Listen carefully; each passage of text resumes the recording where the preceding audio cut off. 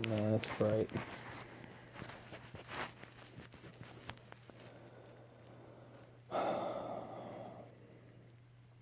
It's like 1:30 in the morning. It's approaching day 5, coming off heroin, and night times are the worst now for me. I can get through the day normally with cold chills. You know, my body temp isn't set, but I'm gonna try and back up a little bit here. I'm just like, I'll lay in the bed for hours and I'll toss and I'll turn, trying to find a way to get comfortable and maybe close my eyes and like let my brain shut off like any normal person does to go to sleep. Yesterday I tried taking 3 Benadryl. All it did was make me even more drowsy with restless leg syndrome, and it just made it even worse for me. So I'm not taking anything, no Suboxone, no methadone, no replacements, substitutions, anything. And it all started when I got this tooth pulled. That's a real deal right here, y'all. This tooth. I got this tooth pulled. This ain't my first rodeo. Went to a detox center years ago for getting off of Opana's oxymorphone. And that all started off with that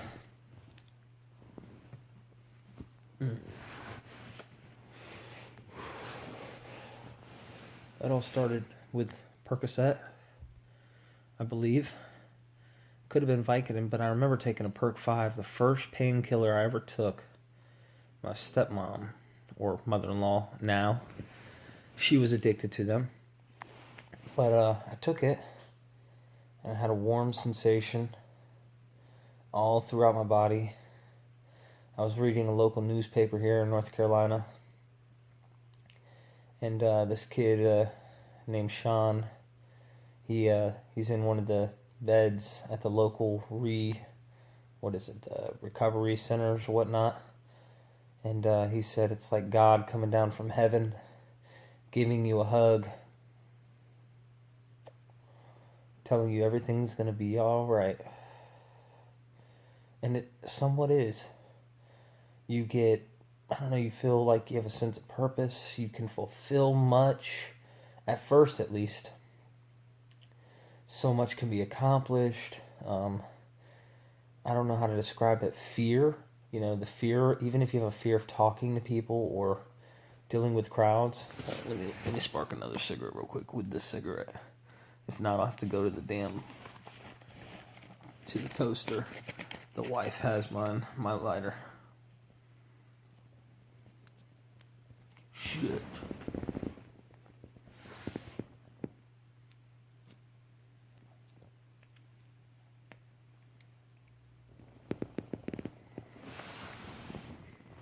Put it on my banana. I'm being lazy right now. Trying to calm my body down, and went to a meeting. It helps. Alcoholics Anonymous, AA, the 12 steps to talk to people. I've been going online and talking to them on there. NA, Narcotics Anonymous. They even have HA, Heroin's Anonymous, which I don't know if there's one local here, which I might need to go check that out, but I know there's NA and AA. Either way, I have a source to go to. You got to share this. You got to have people to talk to. You got to talk to people. I'm smoking this cigarette just to smoke, because my mind will not stop ticking and ticking and ticking. It's an endless, I don't know, I feel like I could stay up for days. Because on the heroin, you could sleep for days. And I feel like it's like my mind is telling me hey, asshole, You know, those times you nodded out and just got to lay there and just for hours on end, day after day after day, you know, either woke up and did a big shot and you were fucking laying out for hours before you go to work or decide to go to work, because I own my own business. Or, hey, asshole, when you got home from work or after you got home, you did that huge shot and you lay in bed next to your wife and you're supposed to rub her down or help with the kids or cook dinner or do something. You just nodded for hours. Yeah. Guess what? I'm back. So, it started before all of that, before taking that perk. My father's an alcoholic. But I told myself, I don't have an alcohol problem. I'm not going to be like my dad. My dad was abusive, man. I'm not going to frickin' do that to my wife. Let my children go through what I went through. Repeat the same vicious cycle. I'm not going to be an asshole like him. Why would I do something like that, you know? I'm not that kind of guy. I would never do that. As a matter of fact, my father, he's special forces. You know, U.S. military. He used to tell me, smoking weed is for losers, man. Smoking pot, only losers smoke pot, son. You're not a loser.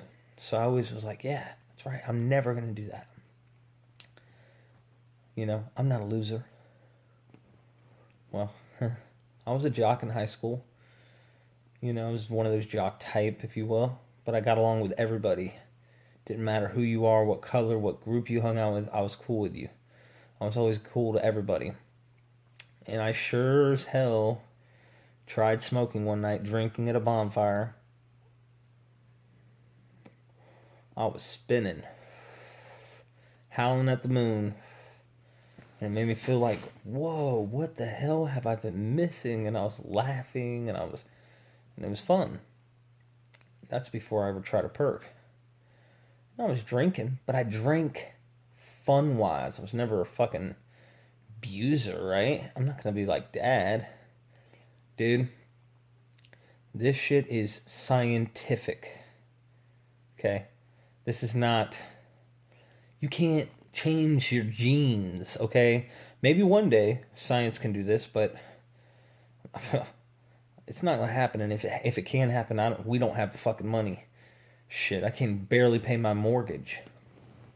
How am I gonna come up with something that could change my entire gene structure to remove something that's genetically encoded in me that causes me to be obsessive in the mind and have a difference in a body, an allergy to my body that's different than somebody else who can drink or take a pill and not have to have another one when that one wears off or starts to even barely wear off. So I started taking painkillers. Started taking Percocets. Sometimes couldn't find them. I could find these little Roxy's, little blue, little pink, whatever, you know, 10s, 15s, the green ones, the 30s, the blues. And then this is back when Oxycontin used to have them crushables. And of course, they ended up changing it to OPs, which are now like a gel type substance. They can't be crushed. And man, the Oxys were freaking awesome at the time. I liked them, and I was like, okay, cool. Then they changed it. So I couldn't do the high milligram that I wanted of the Oxys. I had to do either Roxys or Perks, which was actually less than what I started getting used to when I did the Oxys. One day I called up a connect that I had to get Percocet, and she said, I have no more Percocet. All I have is oxymorphone. And I was like, oxymorphone? Yeah, they're called Opanas. And I was like, that's it? Dude, that sucks. What is that going to do? I'm just saying, you know, that's all I got. I'll give it to you for $5 a piece.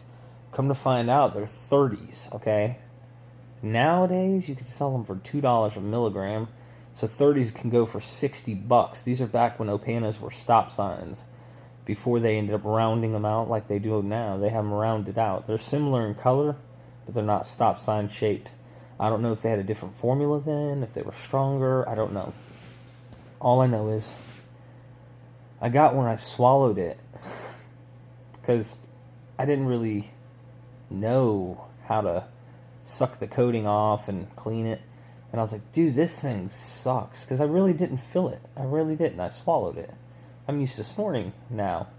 Because it's quicker. It goes in faster. Someone teaches me, how to do it.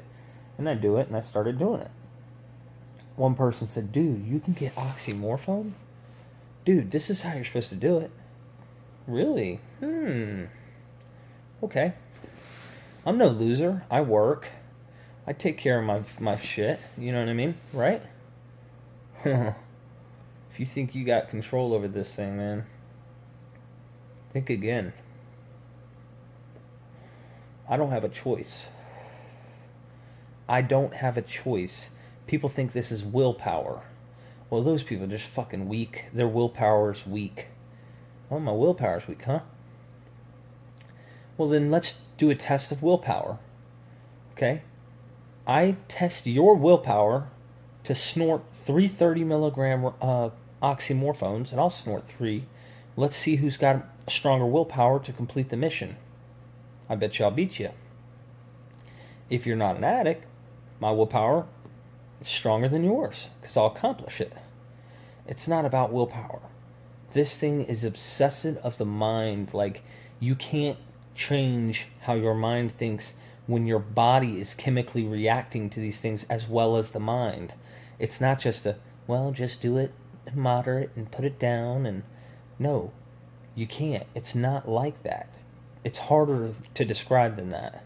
Some people take them and throw up and they just get sick and nauseous and shit. When I threw up, I knew that I was high. I was like, dude, yes, I accomplished what I wanted. I got freaking stoned.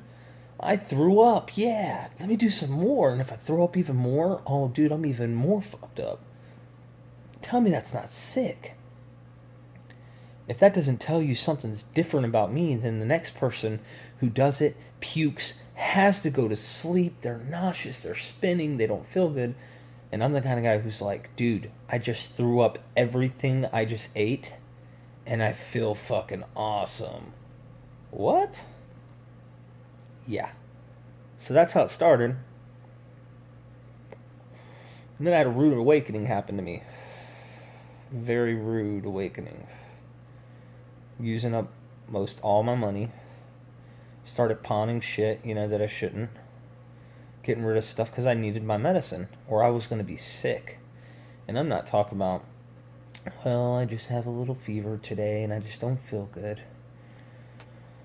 It's the next thing to heroin, oxymorphone. It's synthetic to morphine and similar to the base that, what heroin is made from. So, of course, I told myself at this time, hell no, I would never do heroin.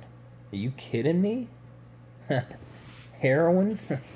Losers do heroin, right? Who's that sound like? Does that sound like my dad or what? Well, I didn't do heroin. I went to the rehab center. Well, my wife drove me while I was unconsciously puking out the door. And I'm talking, at this time, I knew I was going to the rehab center. So I told them, I'm not going unless y'all buy me a whole lot of these. Get me super high in order for me to go in. It's so selfish. So I think we bought 5 30 milligram Opanas. And I did all 5 of them. And dude, it was disgusting, man. On the way, I was like, stop. I'm going to do another one. Pulled over to a fucking gas station. Would crush it down on the top of a fucking toilet seat. Not the seat where people sit their ass on, but the damn top of the toilet. Where you can move it out and play with the plungers and shit. Like, not the plunger, but the little gaskets and shit inside to fix it in case it's having a hard time flushing and whatnot. That little lid on top, crushing it in a fucking gas station, dude. Really? What the hell's wrong with me, right? Wrong. Not at the time, not in my mind. Shit, it's a flat surface. It's hard and it can crush. So I did it. I woke up I think at 3 or 4 in the morning with this lady coming in my room, waking me up, disturbing me, wrapping a blood pressure fucking machine around my arm. And I hate that when your heart's beating in your arm and the blood pressure. I've just never really been hospitalized much in my life. And I was like, what are you doing? Where am I? You're in rehab. You're in the detox center, rehab, the rehabilitation center. Like, you're detoxing. And I'm like, holy crap, what am I doing here? I'm not like everyone else. I'm not an addict. No, I'm not that. Well,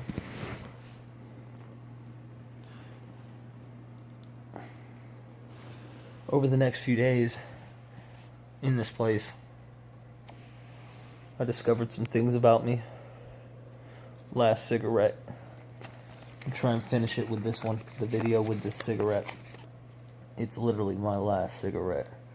So let me know if you guys want me to do updates and stuff.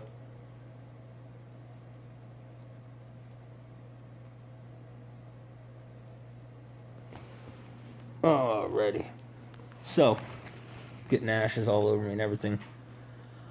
Alright, so while I'm in this place, right, I live kind of in the hood, around the hood, at least. There's some really rich areas nearby, and, like, you could drive, like, 2 minutes down the road, and, dog, you got freaking Snoop Dogg and fucking, you know, all these hardcore gangster type dudes that, you know, were going to my school and stuff that I knew, and they're over here selling dope, selling this, selling weed, selling this, crack, cocaine, whatever. And I remember in the desk, in the room they had me in, there was this etching on the desk. Someone carved. And he's like, yo, I left this place a changed man. I can't remember the guy's name. He had a code name. You know how they always have code names like drug dealers have? A couple drug dealers, for example, I know like Black Pat or K or, let's see. I know one named Blaze. And they just have all these wild names. Let's just say his name was Young G. And he's like, I left this place a changed man, Young G. And then he dated it. Well, a couple years later, Young G must have come back. Because he etched into this same wood. It's the same shit over and over again. I'm insane. It's never going to change. Young G. And dated it, and it's 2 years later. I'm like, what the hell is that? That's insane. So I went and grabbed one of these pamphlets out in the area where everyone hangs out and they make you do these exercises and participate in these little games and stuff. You're like pissed off at the world. You're not fucking feeling it, dude. Let me lay down in my bed, give me something to feel better, and just shut up. But no, they don't let you. Or let me take endless showers while this is going on. They don't let you. Not where I was at. They would write that down as like insubordination and make it like a big deal for you. Well, you're going to need to stay a little longer. We don't know if you're ready. Well, that kind of crap. I read this pamphlet that had 50 questions. And in the questions, I'm reading. It's like, have you stole before in order to fulfill your high or whatever? And I'm like, ooh, yeah. Have you gone to jail over your substance? And I'm like, no, I haven't. Whew, cool. So I could say no to some of these. There was like maybe 5 to 7 out of 50 that I could say no to. The most of them were pretty basic questions, but they were questions that were good to be asked, At the end of the damn survey, they get you, man. They get you good. They get you real good, because at the end of the whole thing, when you're looking at it, they say, if you have answered more than 50% of these questions with yes, you are an addict. I mean, like, they freaking tell you you're fucked up. And I'm like, I have lost my mind. I'm insane. That's why I'm doing this. I'm literally insane. Holy shit. I'm insane. Well, I'm not insane in the sense that someone who hears voices in their head all day and just goes fucking crazy and never comes back to sanity. But there are times of insanity where I hear voices in my head try to tell me hey, it's okay to do a pill. It's okay to take a drink. It's alright. You can do this, you know? You're a grown man, you're an adult, or you got your shit together, or you're ahead in life, or you've got plenty of money right now, or whatever it is. It doesn't matter. The voice tries to tell me sometimes, every once in a while when I'm actually clean, which I'll get to that point real quick here, and I'll try and make this quick because I know you guys probably don't want to spend forever on this video if you're watching it. Well, I would do that, and I'd listen to that voice. Well, 2.5 days in this detox. I'm supposed to be there for like fucking 7 to 10 days or something. Because I talked to the doc and I told the doc, dude, I'm doing like 200 milligrams a day. I mean, like, it's crazy, you know? I'm doing 150 to 200 a day. Milligrams of oxymorphone. For me, that's, you know, that's pretty good. That's a lot of fucking medicine. A lot of money being spent. Because the price of those things went up. That lady, that $5 bill didn't stay always. I messed it up. Got a huge front, didn't pay it all in time and all this kind of crap. Well, I ended up leaving 2.5 days in against everyone's intuition in there. Telling me, you're gonna do it again. I mean, we've seen people like you do this. And I'm over here being totally sophisticated because I can be very intellectual with folks. I'm like, dude, I'm not gonna frickin' do this again. I realize my problem, but I'm not like all these other people living under bridges that come in here and crap. Dude, I got a house. I got a truck. I had a car. Got my wife a car now. I mean, I got kids. I got a life. I got a family life. I got my shit together, right? I'm not like these fuck ups. As I'm leaving, I'm waiting for them to discharge me. This guy comes in from heroin. He had been sticking heroin in his arms for quite some time, and he's telling me how this cycle will never end until you die, until your body that has your genes, as I mentioned early in the video, that have your genes in them, it will never go until you go. Sad thing is, you pass this crap down too. It can go down into your genetics that your sons or your daughters get, and it doesn't necessarily mean they're always going to do this, but addiction it's a body physical disease, mind and body, and of course there's the spiritual part that plays its role. Well, I left that place freaking scared out of my mind. After reading the big books of Alcoholics Anonymous, I was like Bill Wilson when his last time, when he hears the doctor tell him, hey dude, check it out, to the wife, Bill's wife, hey, he's insane. You're gonna have to buy a bodyguard to watch him, or you're gonna have to lock him away or something. He's one of those hopeless drunks, and back in those days they didn't know what to do with them. So for me it was like fear kept me sober for a while. I ran out of that place, called my brother. My brother was doing them too with me. And he's like, hey bro, look, I can get you. I can come pick you up and all. We're going to make a stop by a house real quick so I can get straight. And I'm like, dude, I don't care. I'm not getting straight. Don't show me this shit. Don't come around me with it. I just want to get home. I just need to get out of here. I just don't want to be here. So I get to the house. I'm running back and forth in the living room thinking, I'm insane. I answered like fucking 75, 80% of those questions with yes. I have lost my mind. How come I can't control it? Why couldn't I just say no? Why didn't I just have the willpower to just say no? Well, I called the only people that I knew to call, my mom and dad, which live about 3 miles, 2.5, 3 miles from here. I said, dude, and I mean, I burnt bridges with these people, borrowing money, taking money, stealing from them, everything. I said, I have to go to a meeting. I have to go to a freaking meeting or I'm going to lose my mind. And so I don't even think they listened to me on the phone or even picked up. I don't even think they picked up because they were pissed because I left early. They didn't want me leaving the detox. So what I did is I walked. And man, I didn't have socks on. It was wet outside, so I got blisters on my feet. I walked all the way to their house as quick as I could, went and knocked on the door. They were not happy to see me. They were like, what do you want? And I said, I need to go to a meeting. Dad handed me the car keys to his Buick, which he had an old Buick then. He said, go to a meeting but don't take off my car. Don't you do dumb shit with it. Of course, had to give me the lecture. I went to a meeting. Cried out to this dude who's half his jaw's fucking gone from chewing tobacco probably 90% of his life. He probably started when he was 10, living in the backwoods, country. And he was in there, and I can't remember the guy's name, but I cried out and I said, how do I fix this? Like, give me the one-stop shop. I need the button that I can press. There's got to be something that I can do that's like, done. I don't have to do that no more. I won't have to worry about it anymore. I can fix this problem right now.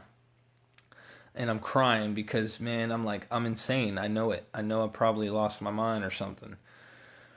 And the guy laughed. They're all laughing. I'm like, dude, how you gonna laugh at me? But he had a laugh that was kind of like, it was almost like a confidence, like, you're in the right place, man. He's like slow with his words, and he's a trucker or something. He's like, well, son, you're right in the right place. Keep coming back. Keep coming in these rooms and you're going to hear God. And if you don't take another one of those pills, you don't drink another drink, you keep coming in here and you take these steps, you realize that you are different physically, that you have a physical difference between your body and someone else's, then you might have a chance with this thing. And I'm thinking, that's not answering my question. Give me the button. Bloop. Oh, shoot. Never again will I touch it again. So I went about 28 days. I got sponsors. Went to the Fort Bragg group that's nearby us. And sure enough,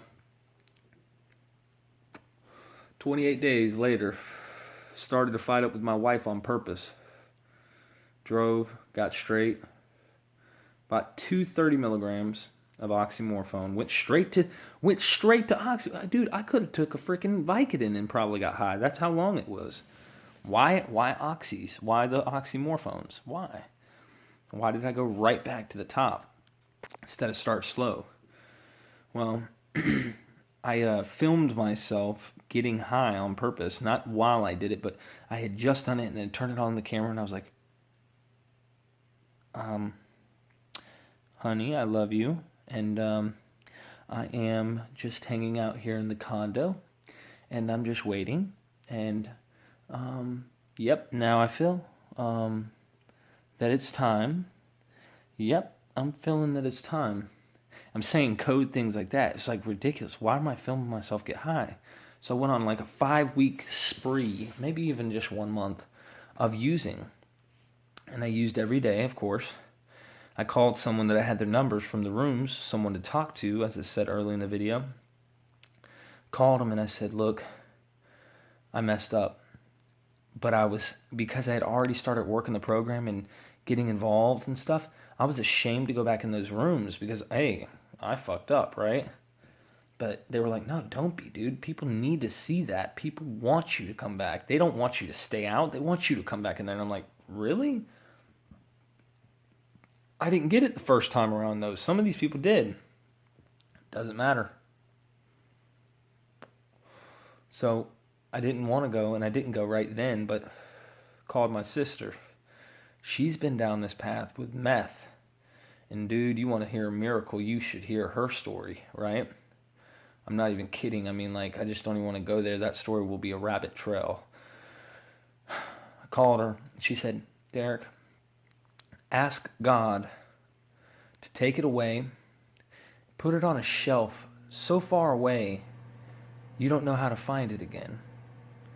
So I said, wow, ask God to take it away and go into a meeting. I went in a meeting, told him how I slipped up, and I asked God to put it on a shelf, meaning it with all my heart. I mean, I meant it. Put it on a shelf far away. 2 years.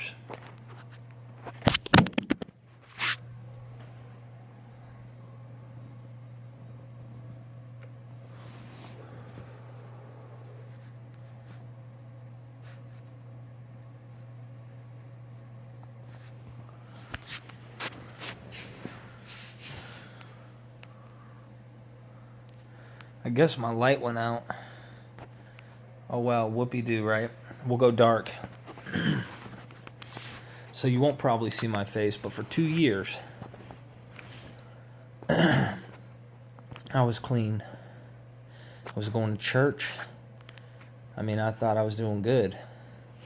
But I thought, hey, I have church. I have the spiritual side of it, the side that the Alcoholics Anonymous and NA, they want you to reach. They want you to get that spiritual experience and sober and get recovered so you don't ever have to do it again. But what I did is I forgot that I had a physical malady, a physical difference between me and the next guy. So what I ended up doing was 2 years later, and I don't remember exactly how this happened, I slipped up. I slipped up good. Once I slipped up, I can't remember if it was with pills or alcohol, because with alcohol, my wife left me. We got separated. And man, I was hurt. I mean, I was emotionally broken. I had started drinking before she separated from me. And when she separated from me, I got drunk, went to bars, strip clubs, the whole nine, drinking a half gallon of vodka. I was big into the clear stuff because the brown stuff was never always my thing, even though I would drink it here and there. Tequila, you name it, vodka, whatever. I'd wake up, get drunk through that day, and take naps if necessary, and then keep getting drunk till nighttime. And sure enough, I moved to get away from that because I had some legal problems because of my drinking. I did some things while I was drunk that I shouldn't have done. Larceny charges. And so I moved. I moved to Washington State. Well, on my way to Washington State, I'm trying to get away from this. I'm getting drunk at every hotel we stop at. And I'm getting drunk when we get there. In fact, I stayed drunk there for a couple months till my sister, Nana, who was on meth, she told me, come to a meeting. She'll go. She hasn't gone in a long time, and it's a good way to keep her involved in the groups and in the message of Alcoholics Anonymous and helping the next person keep her sober, So I went. A miracle happened. I got sober. And as I'm up there, I'm working. I have to fly back for court for my probation, because now I've got probation for this crap. That's what my lawyer was telling me. When I flew back, I could have probably transferred to Washington, but my wife did not want to stay there waiting and taking care of all the kids. I have 3 kids, by the way. 3 sons. A lot of kids and a lot of responsibility for her to work and have 3 kids by herself. And I ended up just having them come back to North Carolina. When they came back to North Carolina,